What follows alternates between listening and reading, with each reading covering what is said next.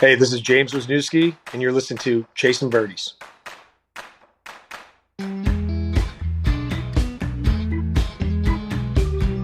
All right, y'all, we're back here for another episode of Chasin Birdies, and we are just scattered all over the place this week, people. I'm in Bend, Oregon right now for the Link Soul 2, man. My man Pepe, you there? I'm there, buddy. I'm in Nashville, Tennessee, bud.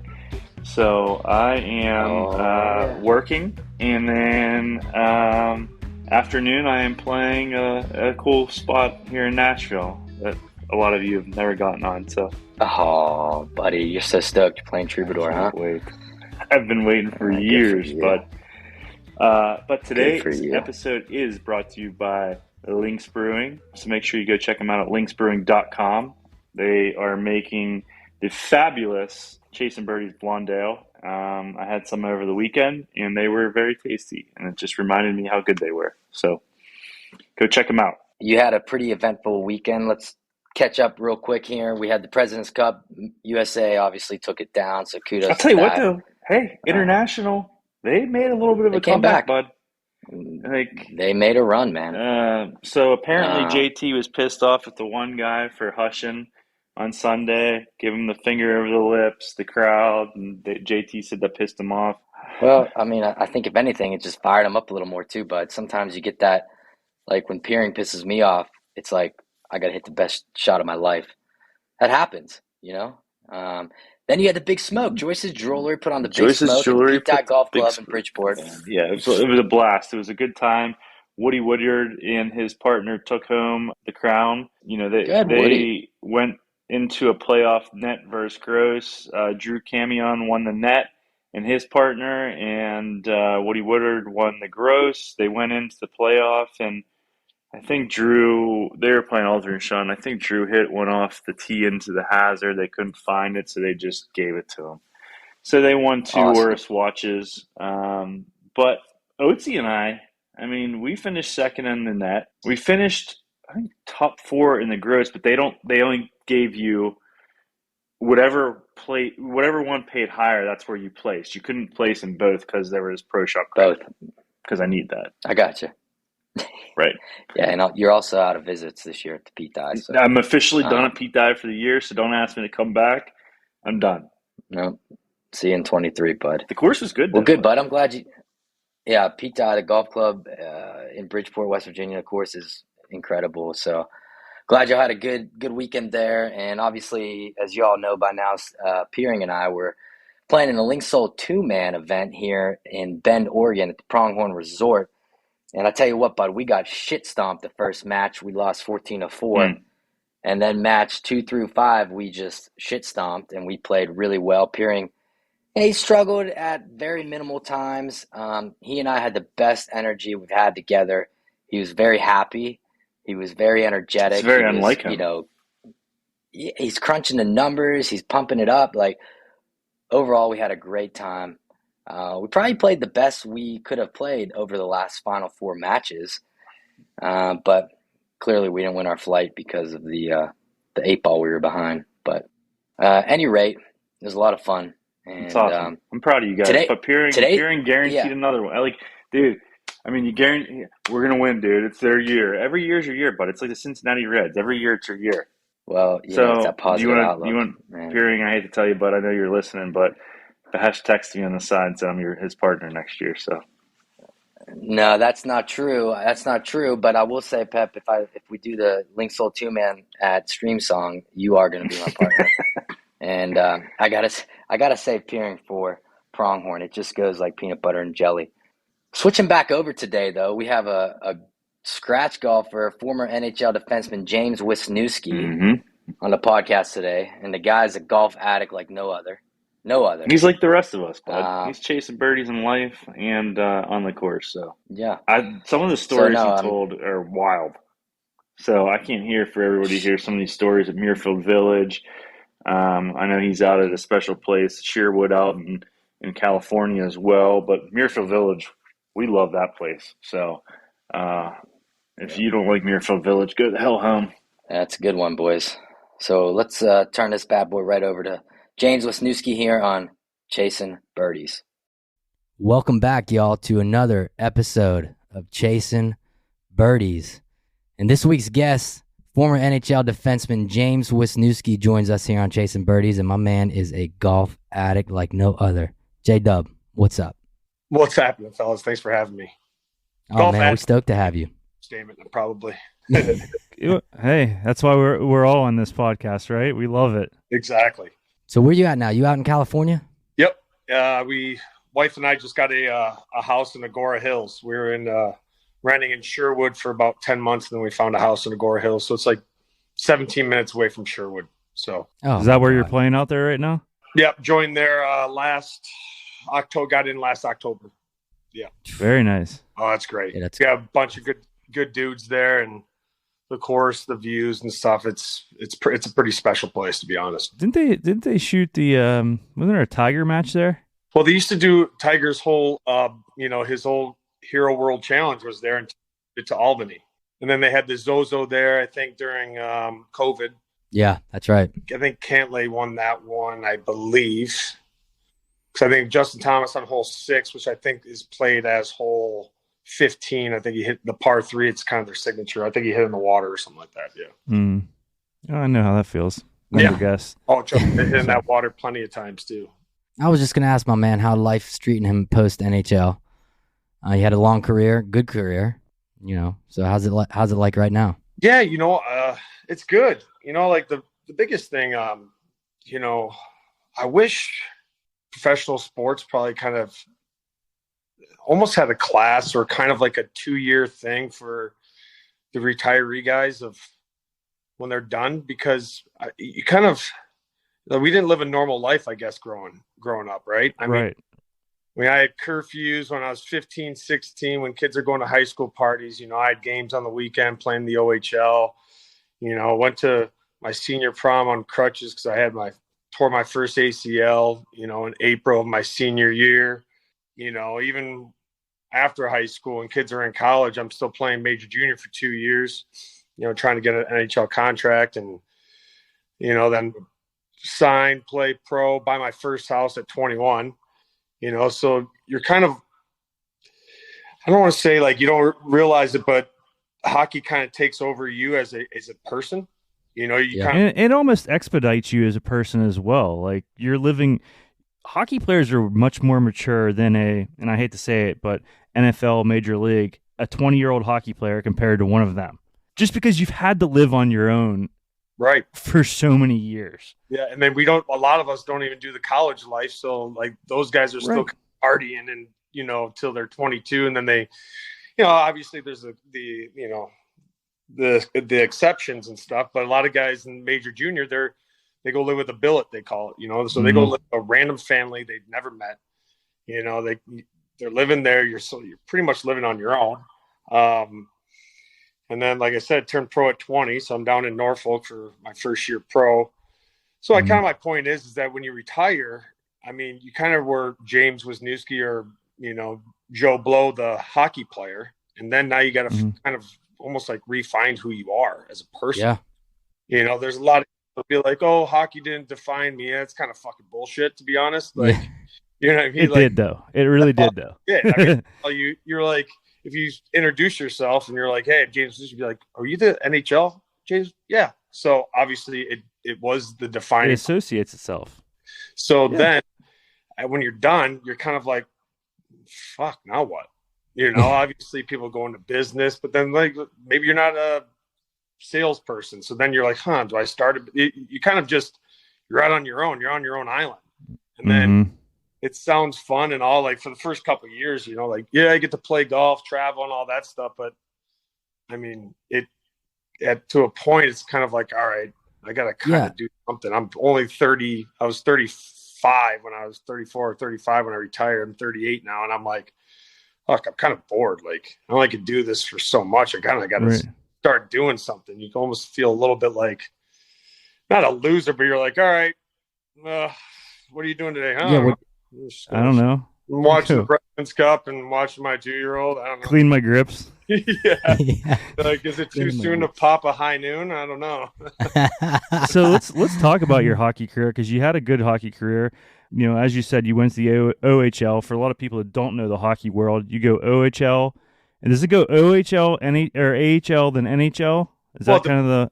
I guess it kind of depends how good you are, right? But that's the toughest thing for hockey is trying to describe the way you kind of make it pro. Obviously, every other sport, it's college basketball, college football, or college baseball. You know, some guys get drafted out of high school and they go to rookie ball, then A ball, double A. So that's kind of confusing as well. So OHL, major, junior, there's OHL, the QJ, MHL, which is the Quebec Junior Major Hockey League, and then the WHL, which is the Western Hockey League. So there's 3 different leagues, 20-ish teams per league, and it's all NHL rules. So you're allowed to fight. You know, there used to be tag up icing when there was tag up icing when I first. You know, so 2-line passing, just like when the NHL had 2-line passing. You know, that's how old I am, I guess. So when I was playing the OHL, there's all those. Where college didn't. It was the non-touch icing like there is now. No 2-line passing. They work cages. You know, you get 2-game suspension. So it was kind of like I guess there was a way to say there's a quicker way to pro hockey that way. So that was kind of, I had that, and I had some baseball scholarships. So if hockey, really, I would have played baseball. Yeah. So correct me if I'm wrong. When you're in the OHL, the QJ, MHL, you get paid. It's like $100 a week. Yeah, it's $50 a week, $100 every 2 weeks. So you're considered a pro or semi-pro. So you lose your college eligibility. Okay. And you talk to any college hockey guy, they make like the $1,000 stipends a month, where they get to pay for their food, their books. But then if they have a full ride scholarship, their books are already paid for. And then, you know what I mean? So they actually make way more than we do, but we're considered a pro. It's such bullshit. Well, the NIL, I mean, we'll get into Ohio State, but that, I mean, you know, we had Ryan Shazier on our podcast, and he's all for it. And I mean, it's one of those things where, again, you know, what you were saying, you wish somebody would teach you after your career. Well, before your career, I mean, my point is, you're giving these 18, 19-year-olds $2 million. They should put $1.5 million of that into an account for them they can't touch. Exactly. Something, or like, if you want to get like, you know, not stipends, if you want to get like draws or something where you can go out and blow it on a Bentley for $300,000, but you could get like, they give you $10,000 a month, you know, or like not even $5,000 a month to pay for your rent or whatever it is, so it just keeps you established. So then when you turn 30, then you can do whatever you want. Yeah. You know, and you get $1 million and you can, you know, buy a house or do whatever you want, just because you get that kind of money at that quickly. I mean, I learned you think it's going to last forever. And then all of a sudden, like you said, you have retired at 38, and then the stock market's down like fucking 20-some%. You're like, oh my God, that money starts dwindling away. And you're like, uh-oh. Real quick. Here we go. Went from 27-hole day to an 18-hole day instead. Exactly. Right. Yeah, bud. All of a sudden you're at 200, you look at the stock market and you went double, triple, and you're like, God damn it. Yeah.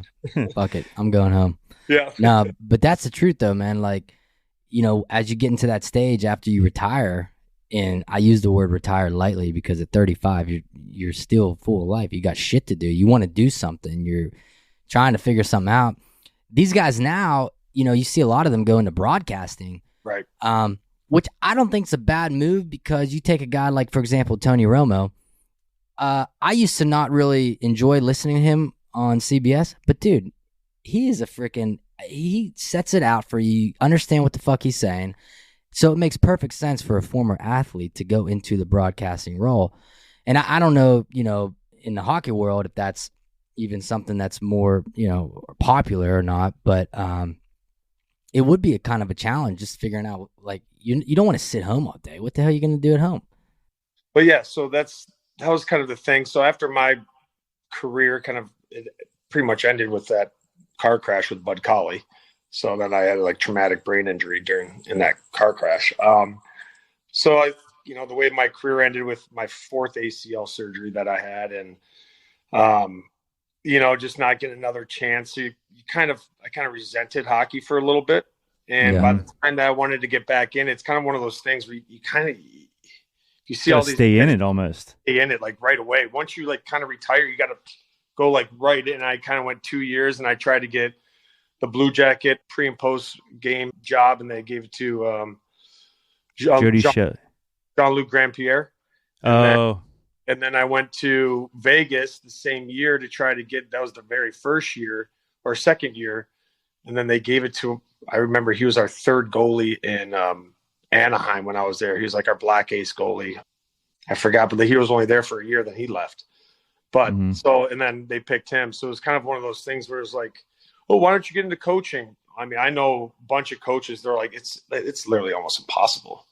Well, it's like you got to be a scout, and you got to, right. You know, you're making nothing being a scout, going to these shit rinks, and you're gone 200 days a year. And you're like, I got kids at home. Like, I mean, do I really want to do this? And it's just like, yeah, you got to pick your battles. I mean, you had a very good NHL career.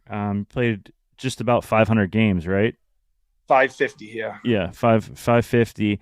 For you, what was the NHL like? I mean, you're living a childhood dream as a 30-year-old, 31-year-old, 21-year-old. It was, I was 21, I think, my first NHL game in St. Louis. And it was just, surreal, especially because my first starting game in Detroit, my first game in Joe Louis Arena, grew up, watching, obviously, the Red Wings. And their starting lineup was Steve Yzerman, Brett Hull, Brendan Shanahan, Nick Lidstrom, and Chris Chelios. And I was like, what the fuck am I doing? What am I doing here? I was looking across during the national anthem. I'm like, uh-oh. I'm like, get me out. 5 Hall of Famers just staring at you. And I'm like, oh, my God. So, I mean, it was a lot of surreal moments where you're like, playing against guys that you kind of idolized growing up and places that you're like, oh, man, I'd be sick to play in MSG.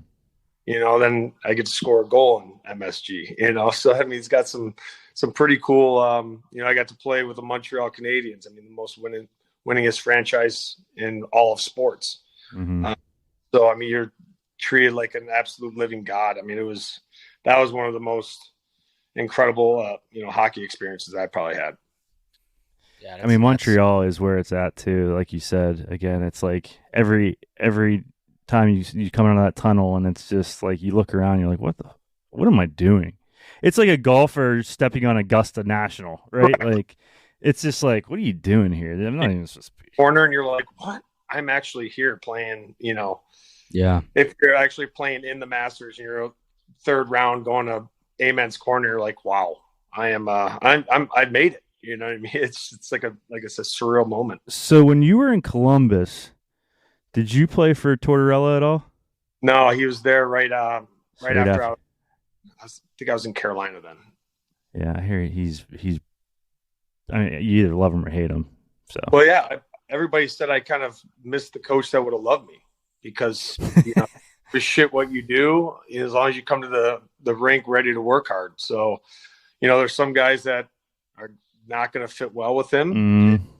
And the craziest thing, that's another thing about like team sports is you can get put or positioned as a player, and if you don't get that opportunity, if your coach doesn't like you, like Todd Richards and I butted heads like crazy. We did not mesh well. But I give you an example. I had 51 points my third year there. We start the following season, we have a 5-on-3 in the first game, and I'm not on the fucking power play. Like, yeah, I'm like the 7th most like productive defenseman in the last 5 years or 6 years combined, like points per game. If you look at the stats, I have the chart, and I'm not on the fucking power play. So is that something you go into the locker room as a player and you go up to him and say, "Hey, bud, what the fuck? What are we doing here?" At that time, I could because I'm old enough, and I guess track record status, and I'm allowed kind of. But a lot of times, if you're younger, you just fucking bite the bullet. That's the one problem with hockey is that it's like it's a tier system. It's an old white man's fucking like you shut your fucking mouth and like go to work. You know what I mean? Where if you look at fucking football, I'm allowed to swear on this podcast, right? Yes. Oh yeah. If you look at football, you'll have a wide receiver. It's like my coach is a fucking idiot. Yeah. He needs to give me the ball more. And sure enough, the next game he'll get like 14 targeted at him. You know what I mean? If he doesn't like it, then he'll call his coach right out. And if he can get his coach fired. In hockey, you do that, you get benched, and then suspended. They'll send you to the minors, and nobody will pick you up, and you just get absolutely buried because all the fucking guys will just be together and be like, oh no, he's a bad guy. Don't pick him on your team. You know, it's like I said, it's just that old gray hair white man sport that they just like, oh, we're the power here. None of these little young whippersnappers are going to take it from us. They better shut their mouths and do as they're told. Well, you look at the coaching system of the NHL. They just rotate. There's 30 coaches that just rotate. That's just gonna. That is a perfect example. They regurgitate everywhere, dude. That guy's not fucking successful anymore. Stop fucking hiring him. You know what I mean? Like, yeah, he won a Stanley Cup in 2000. Like, fuck it, get over it, man. Like, give another guy a chance from the minors that he's like 38 years old, 40, that he kind of knows the game, knows how to treat kids nowadays that are, you know, it's a bunch different of like personalities, right? Yeah. Like, now, like back in the day, they used to be like, fucking play harder. And you'd be like, oh, I got to toughen it out. Now you got to read people. Like, you should have to be like a psychology fucking. You're not playing very well right now. Oh, this guy likes to get yelled at. That guy likes to be coddled. Don't fucking talk to that guy. Give that guy a handshake. Give this guy a kick in the ass. Some people are made different. You know what I mean? You can't just beat a horse all the time. Oh, you know, sometimes you gotta pet them and be like, hey, good job, or like, hey, we'll get after it. So, like you said, they just regurgitate coaches. It's just like, dude, like I told the old white boy group that they didn't make any money playing back in the day. So like, well, we'll just stay together and just have these owners pay us millions of dollars just to keep each other. Yeah. It's like, you know, like Philly right now, they signed Torts. Yeah. I mean, but you guys suck in general. What do you, it doesn't matter. They're just not the coach. I tell you, this is what's going to happen. Mark my words. They'll fucking start off hot. They'll probably be close to making the playoffs, right? If not, like, be there. Next year, they'll be last place because everybody's going to be scared as shit to play for that guy. So they're going to play fucking hard. So they're like, well, this is my job. I got to play hard. I got to play well so I get playing time. And then they're going to be like, from what I've heard, because I heard I would have loved the guy. So, I mean, he's very patriotic, which I fucking mad respect for his son being in the military and all that stuff. So, but from what I heard, this is what I heard. I don't know from experience. They're gonna fucking shut their ears and be like, I can't do this anymore. And then they're just gonna go, and then they'll fire him after 2.5 years, and be like, I don't know what happened to the organization. Oh, well, you know, and they'll get hired in like New Jersey, right? You know, and you're like, it's the same thing. Give a guy a chance. Give another guy a chance. But I feel like it's right. Yeah, exactly right. Give someone else a chance. Switch it up a little bit. But we've been dealing with the same fucking line in Pittsburgh now for how long? Oh, my God. And it's like, it ain't working. Like, Malkin, why are you even back here? Like, he should have been gone this year, bud. Like, hit the road. This year? He should have been gone 3 years ago, bud. Whatever. Yeah, I agree. Like, I'm actually surprised, too. Yeah. That was a he whined and complained until he got his contract, and he got it, and Sid complained for him and whatever. Yeah. It's so. But they got their 3 Stanley Cups or whatever, so they're good. They set can off and they don't give a fuck. What? Right. So then why come back? Like, yeah, whatever. They own the organization. They do. Like, anybody's going to yell at them? No. If he went somewhere else, somebody might question him. He'd be like, whoa, whoa, whoa, whoa. Yeah. What are you doing? No one questioned don't me. Talk to me like that. So obviously you're a diehard golfer. Where did the love, the passion? I mean, you are a diehard.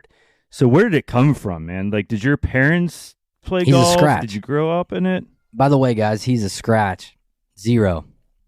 So yeah, my mom actually played on the men's varsity high school team for 4 years. Your mom played on the men's team?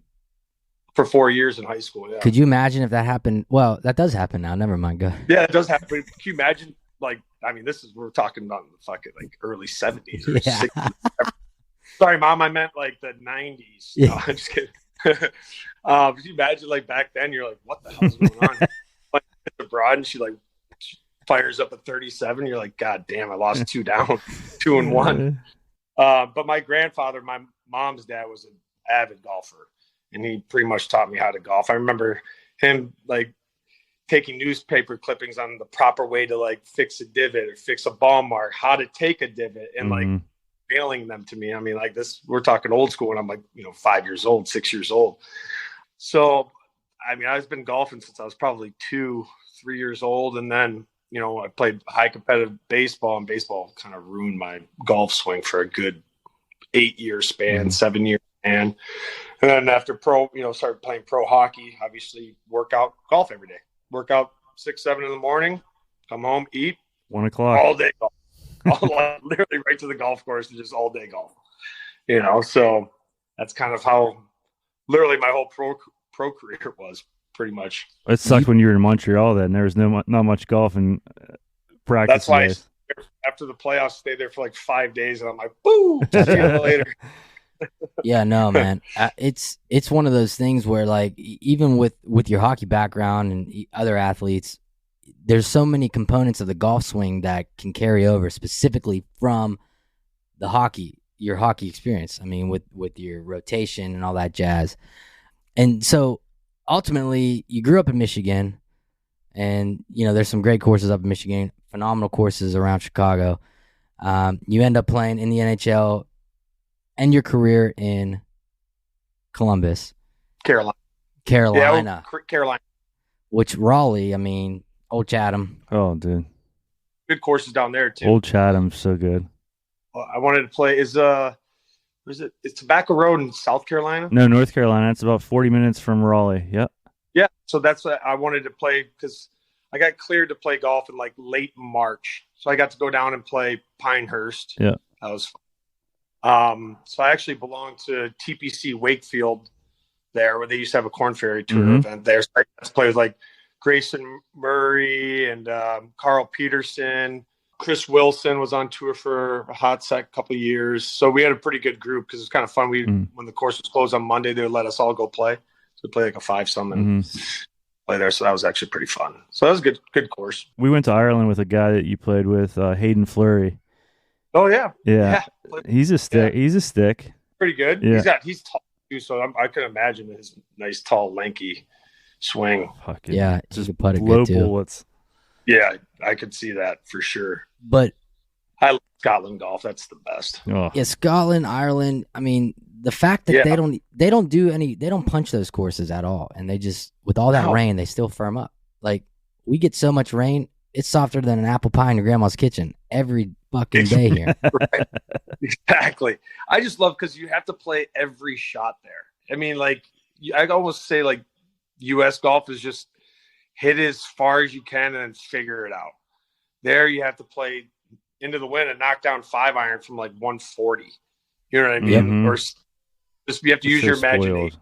We're so spoiled. Yeah. Dude, I mean, it's insane over there. Every caddy there, hey, bud, you play golf? Yeah, I play golf, lad. What's your handicap? +1. Oh, fuck yeah. Like, every one of them. Exactly. Like, so I'm like, what are they thinking what I'm doing right now? Like, right. This is a debacle. They probably can't wait to get done. There, Johnny Johnson, we went over, it was the first time I went there. I think it was 2013 or 2012 maybe. And there's 8 people. We played the old course. And those 2 caddies had us at Jubilee the day before. We requested them for the old course. And we had a good match. I think we both shot 1 or 2 over, something like that. So first hole, we were talking about rock hard. To the bank, it's like, 270 on the first hole. Hit 4-iron into the fucking bank. And I'm like, what the fuck? Yeah. Like, that happened? Like, I hit it like 225, 230 off the tee, and it fucking bong, bong, bong, it went to the water. Yeah. So I'm just disheveled. Fucking fillet it right back into the water. And I'm like, oh my God. So then I hit it on the green 2-putt for a crowd-pleasing triple. My buddy makes par. And I look at my caddy, and I'm like, you guys are betting against us, aren't you? And he goes, yep. So they bet. They'll bet like his tip against That's the hilarious. other guy, which player is going to win. So they have no control, right? I ended up winning. I par from then on in. But it was just funny, because they'll gamble on you with each other. I love the whole like drinking beers at the turn with you and drinking them as we're walking. Like, that would never happen in the U.S. I mean, at some places it does, because the caddy's like, I don't care, just give it to me. But like, you're button up places, you're not doing it. You're not walking in. You stand outside. We'll come out. We'll bring a drink out to you. They're like, you want a cigarette? Like, smoke. And you're like, oh. Yeah. Sure. Fuck it. Why not? Yeah. I'll take it here. We were at Trump Turnberry over there. Did you play there? Did you play Turnberry? Yeah, I did. The best part about that place is that little par 3 in the front. Oh my! You just sit up there, just get fucking Guinnesses, and gamble, and just fucking playing your flip flops the whole time. And then that hole up to the lighthouse, I forget what hole it is. It kind of meanders along that coastline, dude. That place was pure. But we got done. Our stupid caddy was like, "No, you're not allowed to hit from there. Only the pros." And I'm like, "Are you fucking serious? Come on, man." Yeah, that's another issue. So they didn't let us. What does it matter to you? Like, just let me do this.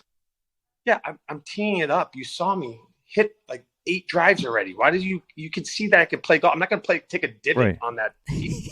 With a driver. It's like 470. What's wrong with you? Yeah, right. They do that. Dummies. But we got done and the caddy's like, hey gents, you guys want anything tonight? You guys going out? You want us to get you some weed? You want some, whatever? Like, bud, we just want a pint.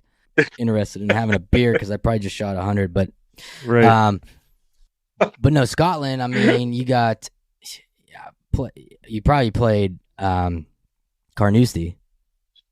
Yeah, Carnoustie is one of the rounds I ever played. It was the following year. I was 5 under after 14. I went 3-putt, par, and I made a bogey, so I ended up shooting 70. Yeah, that's a good round there. All right, now. I mean, how about that cat in the British Open? My man, did you, like, when I was walking up the 18th, I'm looking at this hole, and I'm thinking about the guy, John Claw. What's his name, Pep? John Vanderbilt. I mean, Bud. You don't. It's stupidity. Like, I mean, granted, he got probably a horrible break. He even said, if I hit this 2-iron, if I hit it over the thing, I get a free drop, blah, blah, blah. I get that. But I have no qualms with you hitting 7-iron, 9-iron, pitching wedge onto that green. I'd been like, that's smart play. And you could 4-putt for the win or whatever. But he went into water. How about like this week? How about this last week? Max Homa, my man, had a 5-footer. And he blows it by 6 feet, and he misses that one and loses by 1. It's like, what? I would have loved to see live odds. Oh, yeah. This is where you wish you're in Back to the Future, where you could, like, press pause and rewind and put, like, I bet you it had to have been Max Homa wins, not in a playoff. After his bunker shot, Max Homa wins this tournament outright on 18. Had to have been fucking 100,000 to 1. I mean, insane. Yeah, because it was virtually a lock, You had to chip it in. I had 4 feet 10 inches. Danny Will had 4 feet 10 inches for birdie to win no matter what. Max Homa had to chip that in just to tie, and then Will would have to miss. Yeah, and miss again to win. I mean, like, it had to have been maybe more, 1,000,000 to 1. Put $100 down, you make $100 million. So I mean, Are you still a member at Muirfiled Village? Yep. I mean, it's like the legend of Muirfiled Village. You go to Muirfiled Village, and it's like, whiz this, whiz that. And I said, who are we talking about here? When I was there for 10 years, I had to have like over 1,000 rounds of golf there. Easy. Yeah, they said all you did was golf, which that's all I did. I got to be honest with you. Okay, let me just say this: worst places in the world in that place. Right. That course is inside my top 3 all day long. We go out every year. Our boy Robin Sears. Hence why we're here. But here's the bottom line. Pep calls me up. We're going to Muirfield. I said, bud, I'm not driving. Okay. It's a 3-hour drive, Wiz. And I said, bud, from Pittsburgh. Yeah, so it's pointless to fly. It takes longer to fly than one would think, bud. But here you go. No, we are not doing our part in the carbon capture world right now because we emit all that bullshit in the air. We hop on a little PJ. We're there in 20 minutes. We're there in 20 minutes, James. Right. Muirfiled Village has that beautiful little pickup service from, the airport. They drive us over. We meet Robin. We go to the range. We peg it up, play, get some drinks. The halfway house is amazing, by the way. Finish up, have a little lunch, a couple milkshakes to go, back to the airport. I'm home by 5 o'clock. That's the way to do it. Period. That is the way to do it. So there's not a bad golf hole there. There's literally not a bad golf hole. We played it before the reno. I feel like that course, there's like 18 or at least 17 like signature holes. I'd say number 17 might be the only one that might not be a signature hole, but it's still a damn golf hole. Other than that, you just keep going. You're like, holy fuck. And I always say that course, whatever you have as a weakness, it exposes it. Yeah, dude. Like if you don't have length, it's exposing it. You can't chip. You can't have good iron shots. You don't have wedge shots. If you don't have a bunker game, you're really fucked because all those bunkers are 4 feet deep. I'll tell you, the hardest hole for me out there is number 3. Like number 3. I hit it out there. We have like 8 iron in, 9 iron in, and it's just an odd like coming across that green going this way. Out.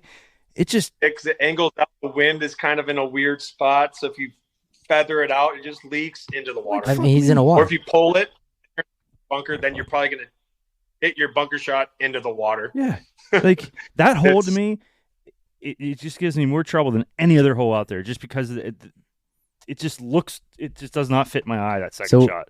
So Pep and I are playing a match this year at Muirfield, and on that hole, he comes up to me on the green. He says, "Hey Bash," he said, "I just picked up." He said, "Just give me a 7, man." He's like, "You can win the hole if I make it." Because he was struggling. But we kind of struggled a little bit. But 3's tough hole. That the new design of 5 makes it. Man, it's a long hole now. Fuck. It's literally almost pointless to go for it in 2. Well, this yo-yo, you have to just hit a good wedge, and it's like a postage stamp of it's green. so small.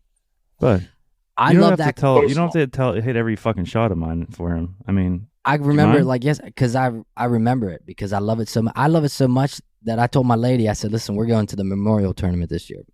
We went out Saturday. I went out. I saw Fowler, saw Spieth, walked around, got a little lunch in a tent, walked around. I love that place. I love it. If it was in the South, I'd be a national member there if I could get in. But because it's like up, it has no. I can't. Why would I join a national membership in Ohio when I'm in West Virginia? Right. But good point. Yeah, I mean that's true, bud. So, but it's a lot cheaper. Dudes are like half for sure. So, but no equity though. It's a flat out $110,000 check. So you've played a lot of rounds of golf there. I mean, and I'm sure you've played a lot of gambling. Give us a good gambling story out there at Muirfield Village. Well, you're pretty tight with Jay Day out there too, huh? There's huge gambling here at Sherwood. Really? Well, am I allowed to say that, or the IRS is going to come after us? Yeah, Muirfield, actually, you know what? There is a pretty good gambling story. It was during the Barefoot, probably 3 years ago. And I'm not going to name any names, just get anybody in trouble, but this is pretty fucking funny. 2 other hockey players, younger guys. And like at the time, they're like 23-ish. And then I have my guest in, and he's like a degenerate gambler, like idiot, moron type gambler. Like I've actually won there's $1,060,000 off him at Muirfield. Huh? Yeah. Like for real? Yeah. So then Wait. Did I get any of that? No. But I could show you the scorecard. And it was $1,060,000. I won hole 8 through 18, and each hole was $10,000 or $10,000 per hole. And he pressed every single hole after that. So it was like I was up like +8, +7, +6, +5, +4, +3, +2, +9, +8, +7, +6, +5, +4, +3, 2 to 1, and each one of those were $10,000. So And then the last 2 holes, he bet $50,000 straight up, won both those holes. At the end of that round, like, what do you do? Like, hey, bud, what do you do? Yeah. Well, so not talking. I'll share it offline. Okay. But anyway, same guy. So we were doing again $10,000 a hole, starting on 3. Jesus fuck. Well, so I'm just gonna sit back and watch these 3 idiots just gamble. I'm not even gonna fucking play. You're up $1 million on this guy, bud.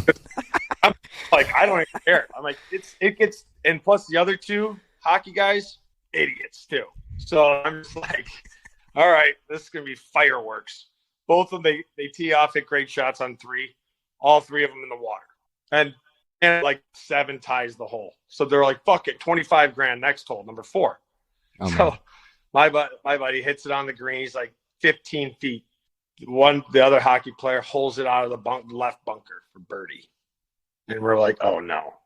So then my partner misses. So he's down $35,000. Next hole, he bets 50 grand, wins that hole. So now he's up 15 grand. So we go back to 3 and they tie that hole for 25 grand. So the next hole is worth 50,000 and almost the exact same situation, but it was like from 12 feet, he had 10 feet. Guy makes it for par. And right when he goes 25 grand, you won't make that, makes it. So we're like, oh my God. So now it's like 75,000. And then my partner was like, I bet you 100 grand I make it. And they're like, no bet. Then he makes it. So then they're arguing whether or not who owes somebody 75,000 or 100,000. Jesus. Yeah. It was like the most I've ever seen in my life. And guess what? Guess how much money got exchanged? None. Zero. Wait, like, why do people do that? Why do they do that? Like, that's why, like, dude, you're not like Michael. Right. So that's why I just hate like when people actually gambled like that on the golf course. Like we'll play like 2-2-4 automatic 2-down presses. Yeah. 200, 204 at Sherwood. So that gets. Oh yeah. That gets dicey. That gets into the $2,500, $3,000 range, right? Which I could see that, but that was one of the dumbest ones. But yeah, the $1 million one I got to show you. I'll send you guys a picture of the scorecard and you can post it. It was pretty fucking funny. Wow. That would be awesome. But the thing about Muirfield, again, it's like, well, I got a funny story about Muirfield, bud. So we play the round. We have too many milkshakes. I'm sick. I'm so sick to my stomach. Like, this stupid Robin's like, why don't you get another one for the road? Okay, bud. Sure. Like, extra malt, half banana. Like, fuck. So we're in the van, Bash and I and our buddy Brandon, and Bash says to the driver, so, hey, bud, what do you do for a living? He said, I work at Muirfield. We're like, what? He's driving us in a Muirfield van. What do you mean, what does he do for a living? Like, well, I thought he did something. But I thought he did something. It's like Dumb and Dumber. Why are you going to the airport? Yeah. I just thought maybe he had another job. He's just working part-time or something. That pro shop, the locker room, everything's first class there. I love that place. Me too. That's one I miss being there every day. And the guys there, the service there is incredible too. I don't like Nicholas LaRocca and Larry is the head pro. Like, I don't think I've ever been told no. I've been told, like, let me see what I can do, but I've never been told no there. It's like the land of yes, we call it. They'll find a way. If you want something, I mean, like, no, well, yeah, we'll see what we can do. And then sure enough, there it is. You ever run across a guy named Chris Parisi? I think he's a national. Is he a member? Yeah, he is. He is a member. He's a good player, though. But he's from out Pittsburgh way, but I just was curious. I might, if like I see him, because if it's not like a guy that I see every day, like. What's it like playing with Jason Day at Muirfiled Village?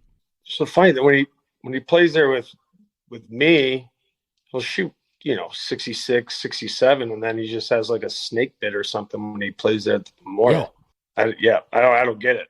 I mean, I wish the Memorial was at Double Eagle because he shoots like 63 there every time. It's insane. Isn't it incredible to watch these guys in person? Especially somebody like Day. Yeah, it's like with those guys when there's like, I don't want to say any pressure. It's just like lights out. It's just they don't miss a shot. It's like it's actually annoying because when you're playing against them and they hit they hit plenty of horrible shots. You know what I mean? Where if I was in that position, I'd be like, a bogey would be really good right now. And they get up and down for par. You're like, fuck off. Right when you think you have them, it's just like, what just happened? Like I ended up 3-putting. I lost the hole. And I was like, I'm for sure winning this one. There's not a chance I'm like losing this hole. And you lose. You're like, what the fuck just happened? Like there's no way that just happened. Like what? And then you go to the next hole and then you're all baffled and then flustered. You start playing worse. Yeah, you're flustered. You're like, and they're looking at you kind of smiling. Because they know, dude. They yep. know. That's like Bash and I. I mean, not to brag, but him and I are quite the duo on the ice, bud, at the old rec center. But like, if you guys came out to see us, you'd be like, "What the fuck are these two doing?" Joke. Yeah. Yeah. So, well, the funny thing is, you saw one of us play like with you guys. We might look, it will look good, but it would have to be like 3 of us on the same to where line it's because a flow. Yeah, exactly. Because if we all three of us are playing, you might zig when I thought you should have zagged, and I'd be like, "What the fuck would you go that way?" When I would throw an area pass and you went the opposite way, I'm like, "Where were you going?" So I'll look like an idiot, right? But if you play three of the guys in the same kind of, skill level, then you'd be like, "Oh my." You'd be like playing keep away from these guys, like the Harlem Globetrotters. So I do got to get back to your hockey career. One quick story I need to get is your rookie party. Do you have anything good from your rookie night party? And for people that don't know, NHL, NFL, Major League, I'm sure they all do the same thing, right? The rookies get together, they take all the rest of the team out, they split the bill amongst. Hopefully, there's 4 or 5 rookies because it's a lot lighter. So I got real lucky because obviously Chicago, they're kind of, kind of building from within. So I think there's 7 of us, maybe 8. Oh, fuck. Yeah. So we were in San Francisco because we played in San Jose. And then, so we took the team bus down, the Greyhound bus to San Fran, which was like an hour. So I think ours was, with bar bill, dinner bill, I think it was around like 46,000 or something. 46. Because we had fucking Nikolai Hobby Boone ordering like $1,800, $2,000 bottles of wine, like opening them like they're candy, like they're a yellowtail, So that he was just like pumping it up because he knew we had like 7. But let's see, there's one where. Might have been Columbus. We had like 3, and I was like, "Ooh!" So we actually capped it at 10,000. So I only paid like 6,000. I think there's like 8 of us. Yeah, something like it's like 6,500. Where a lot of times they'll cap guys at like 10 or 12, and then the fine fund pays the rest. Which the fine, you guys probably know what the fine fund. I don't know if some of your viewers know, but fine fund is like, if you have like a family member in town, like your dad comes in town, like you put $500 up or $1,000 up. If you win, you owe the team fund $1,000, and all goes to like team parties, end of the year party, Halloween party, Christmas party, whatever those kind of parties are, or anyways. So like by the end of that, a lot of times there's 50 grand in the team fund by the end of the year. Hopefully, if you're winning team, there's probably even more, and then you could throw a big ass bash. So nobody's like kind of like taking money at the end of the year and paying for it. Use whatever you have, and if you have enough, then have a party. You can go have a huge banger at the end of the year. So for you, I know golf's an important part of your life right now, but what does golf mean to you as an individual? Well, I usually don't drink that much when I play golf or at all, because I'm not one of those guys. Some of those dudes that pound like 6-8 beers and they turn from like a 9 to like a 3 handicap. You're like, what? We have a buddy like that. Yeah. I go from like 0 to a 13. Me too.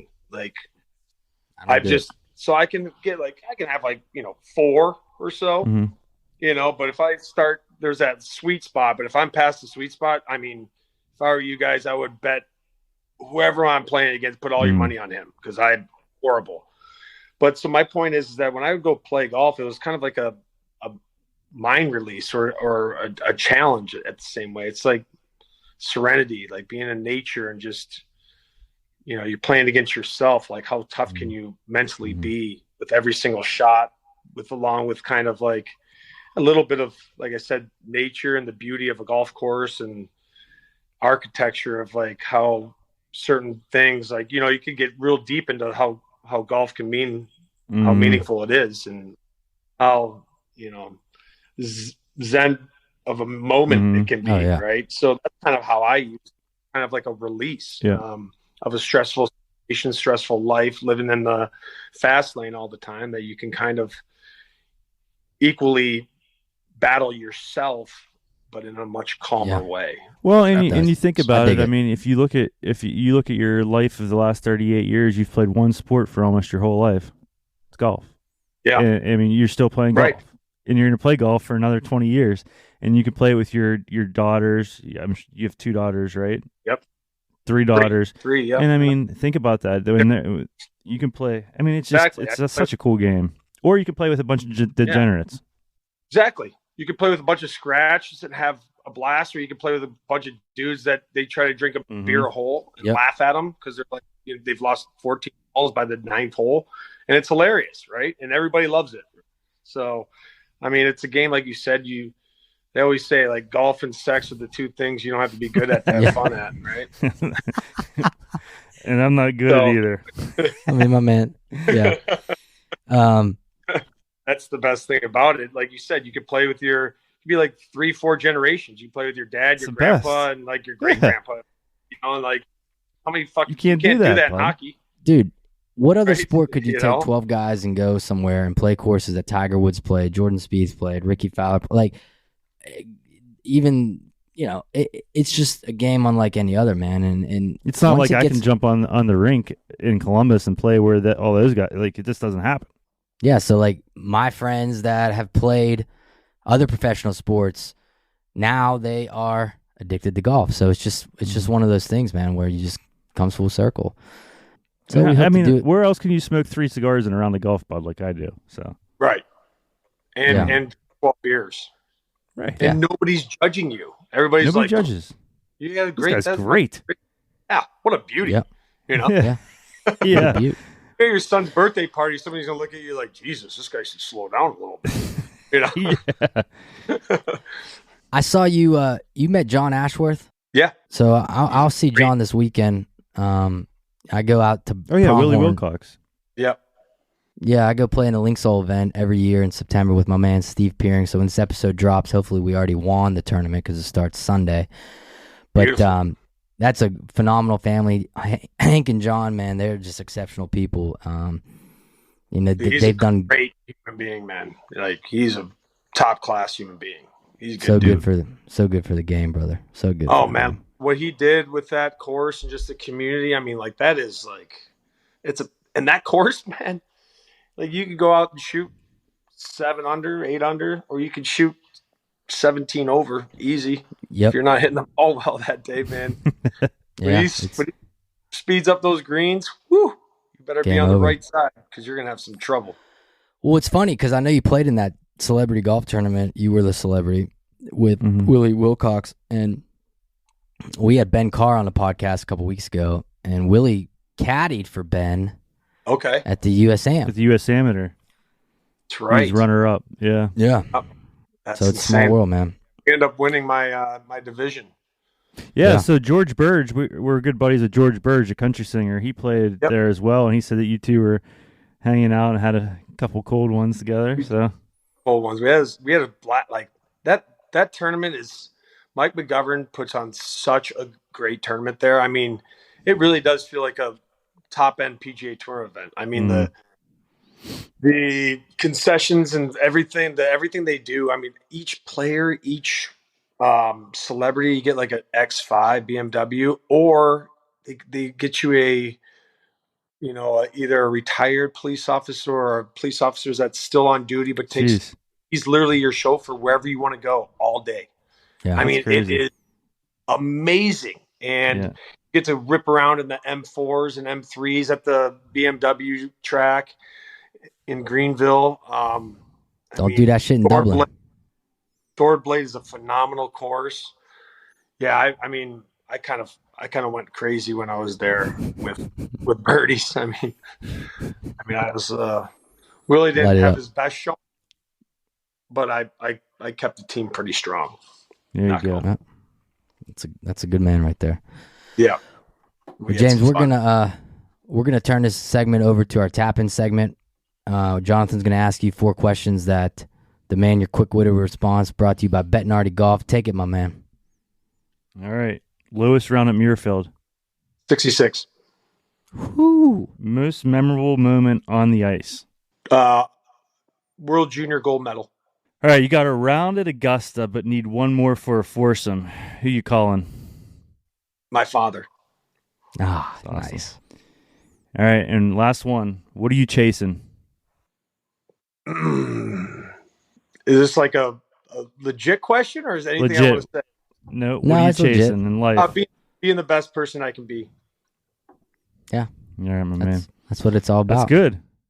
I mean, or chase birdies too, but whatever you. Golf question would be like make it to the match play for like, you know, a USAM or something. That would be like a golf question. That'd be pretty cool. Well, my man, we can't thank you enough.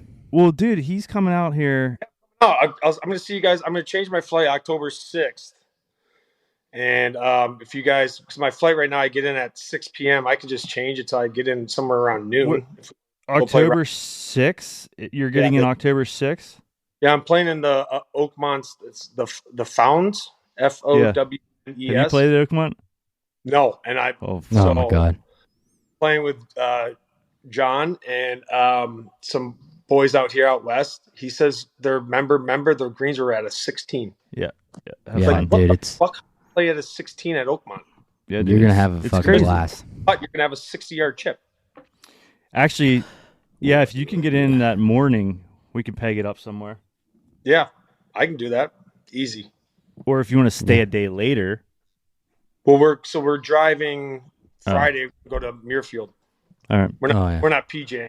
Just gonna drive there. And I'm gonna play Friday, Saturday, and then I go to North Carolina for another like where you have like 3 amateurs and a pro. Yeah. And, so it's like pros play their own ball and like have their own tournament, but they also count like, you know, their ball and another ball or whatever. Cool. So I forgot what course is that. It's supposed to be a good course.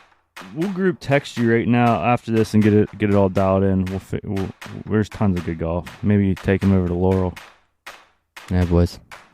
Yeah, we'll get something dialed in. Thank you very much for having me.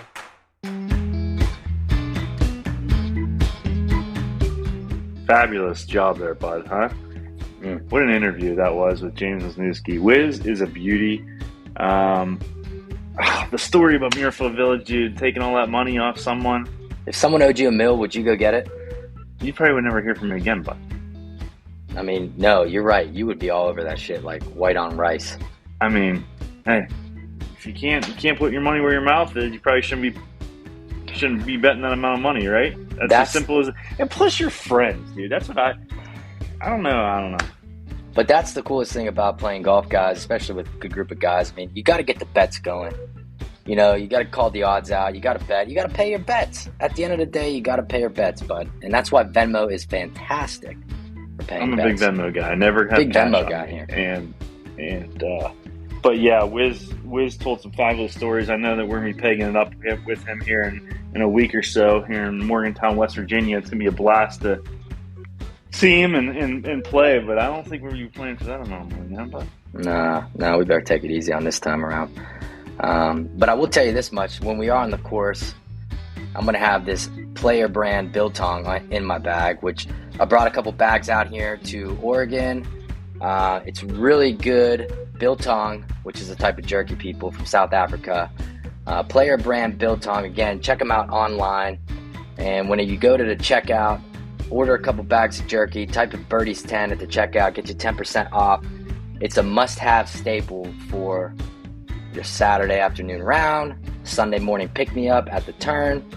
It's phenomenal. Not too salty and has great flavors. So wanted to give a quick shout out there to the boys over at player brand biltong. All right, bud. But at any rate, no, guys, I hope you all enjoyed that episode. And, here on Chasin Birdies in 2 weeks, we'll have another release. Keep doing what we're doing. But I'm sure you'll be creeping up to Nemacolin here for a little bit, huh? Yeah, I mean, it's the best. As I said, it's my favorite time of the year, my man, at Nemacolin. The leaves are turning, a little crisp in the air. Got a vest on, some shorts, maybe some joggers. Go play a quick 9. Go chase the animals around. It's the best. Nemacolin.com. They always take care of the boys when we're up there, even when we're not there. Tom Smith, Chris Barron, Kelly O'Donnell, the boys are always grooving for us, and they treat everybody like family up there. So make sure you check them out, nemacolin.com. Yeah, great people, great place. Go do that. And fall golf is here, guys. Football season is in full swing, and we at Chasin Birdies are changing the clocks pretty soon. We all are. Getting out the fall wardrobe with some Holderness and Bourne We got plenty of toboggans, beanies coming here on chasinbirdies.com, so be sure to check that out. Keep your ears warm. And, you know, just keep doing what y'all are doing, man. We appreciate all the love, the support. My man, you got anything you want to say? Nothing. Just keep chasing. And anything you do, keep chasing. That's it, man.